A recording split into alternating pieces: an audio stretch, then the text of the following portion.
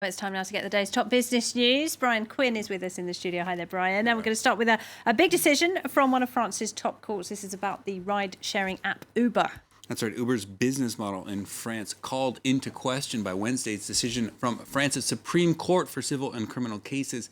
The court upheld a lower decision recognizing the right of Uber drivers to be considered as employees and not as independent contractors.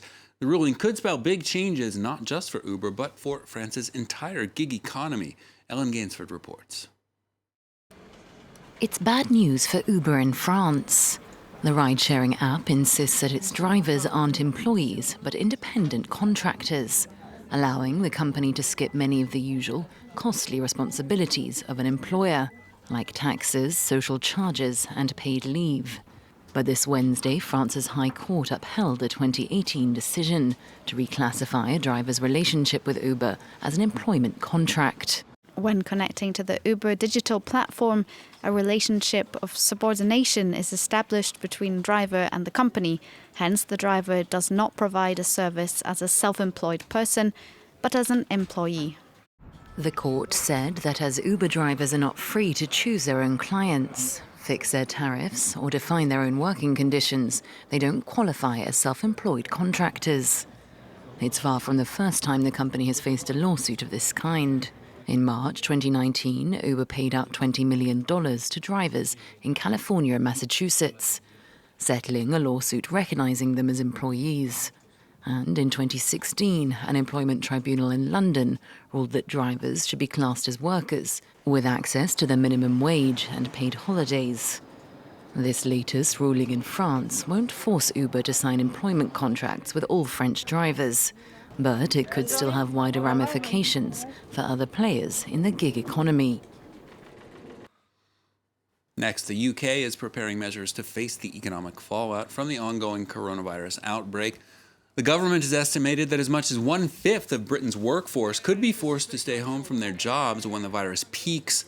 Prime Minister Boris Johnson on Wednesday unveiled a plan to ensure paid sick leave for UK workers starting the first day of missed work, that a bid to encourage employees to stay home if they're feeling ill.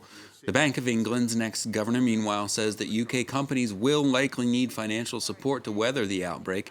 Andrew Bailey, who takes over in mid-March, said that rate cuts from the central bank will likely be less important than fiscal measures to finance small businesses. Here he is. I think it is quite reasonable to expect that we are going to have to provide, collectively going to have to provide some form of supply chain finance in the not very distant future now to ensure that the effects of this shock from the virus are not damaging to many forms of activity, and probably particularly to small and medium-sized firms. And we're going to have to move very quickly to do that. Well, European indexes continue to react to the U.S. Federal Reserve's emergency rate cut on Tuesday as expectations grow for action from the European Central Bank in the coming days. London's FTSE 100 ended the day up nearly 1.5%. The CAC 40 here in Paris up around 1.33%. Frankfurt DAX, meanwhile, up 1.2% at the close. Wall Street in positive territory, strong on Wednesday as well, following the surprise showing by centrist Democrat Joe Biden in yesterday's Super Tuesday primaries. Healthcare stocks leading the way as the sector frets over the possibility of a single-payer program from Biden's main rival, Bernie Sanders. The Dow currently up over 3%, the S&P 500 and the Nasdaq not too far behind. Crude oil prices mixed as the latest meeting of the OPEC cartel and allies, including Russia, failed to clinch an agreement Wednesday on more production cuts to prop up prices. Brent is down around 0.75%, WTI up just slightly. And meanwhile, yet another warning on global growth from major economic institutions over the coronavirus. Wednesday saw the leaders of the International Monetary Fund and the World Bank call for an all-out offensive to fight a worldwide economic slowdown.